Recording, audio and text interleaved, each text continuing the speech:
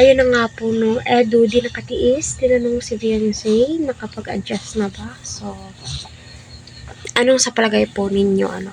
Unang-una, no, maraming salamat sa lahat ng Team EDSI out there na sumusuporta, ano, dito sa aking channel. Naway nasa mabuti po kayong kalagayan. Naway patuloy po natin suportahan sa Kalinga Prab, Kuya Val at ang buong team. Please wag po natin iskip ang kanilang ads. So, bakit nga ba tinanong ni Kalinga pero syempre, ano?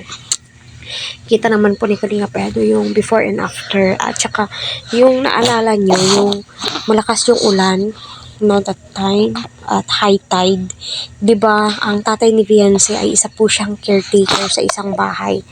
Kaya hinanap po ni Kalinga Prab at saka ni Edo itong si Fiancé at pamilya ay lumikas po sila sa caretakeran ng kanyang tatay. Ano, kaya sabi nga ni Kalinga Prab, kapag matapos po yung pabahay ni Carla, ano, di ba tuka-tukan yun? Naka-schedule yung pabahay po nila. Sabing gano'n sila po yung susunod na pabahaya. Ano, kasi may times na din po na medyo natatagalan dahil nga po, no, may mga plano yung mga sponsors. Which is, nakita naman po natin yung plano ng mga sponsors ay natuloy. At di po basta-basta yung bahay po ni Fiancé.